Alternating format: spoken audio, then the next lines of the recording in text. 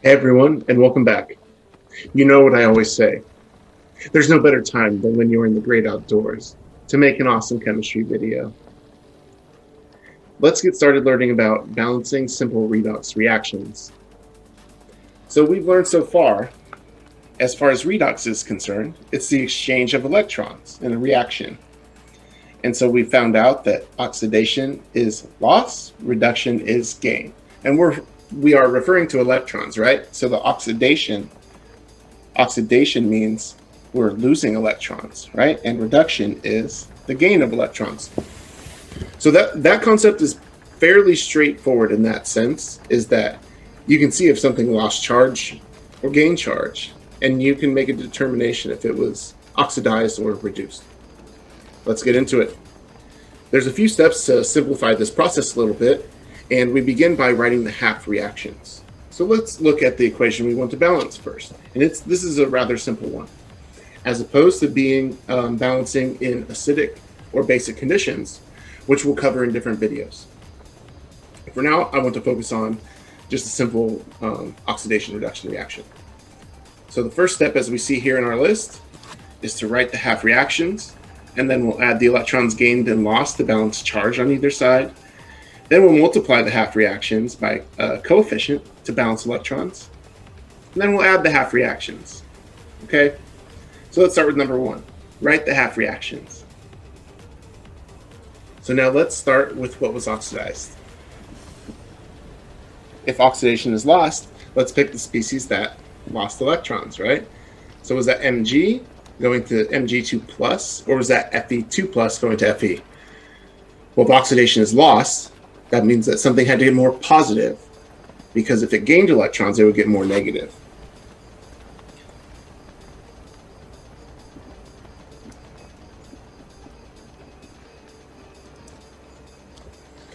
So we'll have magnesium to magnesium 2 plus for oxidation. Now reduction,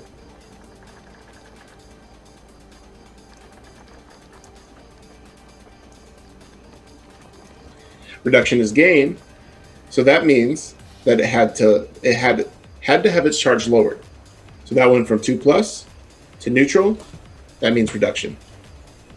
Now let's just keep following the steps. Now we're going to add electrons to balance the charge on either side. And I'll do this in red pen. So if we look at the oxidation reaction, and this will always be the case with the oxidation reaction in one of these, the electrons are going to go on the right. And that's the shortcut, the easy way to think about it, right?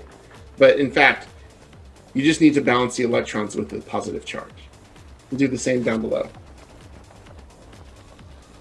And it should make logical sense that neutral iron plus 2 electrons is, 2 plus iron plus 2 electrons is going to neutral iron. Okay? So the third thing was to multiply half reactions to balance electrons on either side. And when I say either side, I'm talking about this arrow. So whatever electrons we have on all the equations on the left should equal the amount of electrons on the right. And so here we already have 2 electrons on both sides. So those will just cancel out when we add them. So we don't need to multiply in this case. You won't always need to. Then the fourth thing we need to do is add the reactions. So just write anything left over that doesn't cancel out.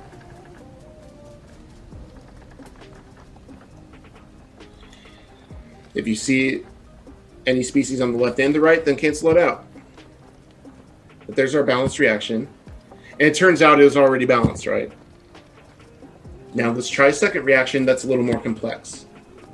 This time we'll actually have to multiply the half reactions to get the same number of electrons on either side of the reaction. Let's do it.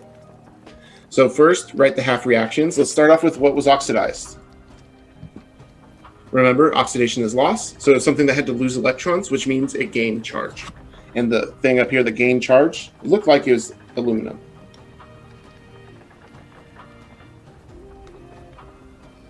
I'm just going to do the electron step in the same breath here. I'll just write over so you know that's the step I did. There we go. And so for the second half reaction, what do we have? The other species, right? Copper.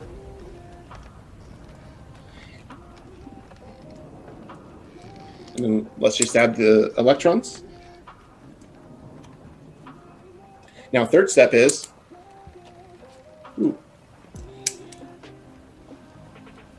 so reduction is gain. Notice that this species was 2+. It became neutral. That means it went from 2+ charge to 0 charge. That's a reduction. Reduction, right? And that means that this species had to gain the electrons. So now let's multiply both of these half reactions to get the least common denominator between 2 and 3. Because our next step is, it says to multiply half reactions by coefficient to balance electrons. So we need the same amount of electrons on the left as we have on the right. So if we were going to multiply, imagine this whole thing in parentheses. So since the least common denominator of 3 and 2 is 6, we multiply this one by 2 and this one by 3. And the fourth step in this is to add the half reactions. So let's do that now. Let's cancel out what we can.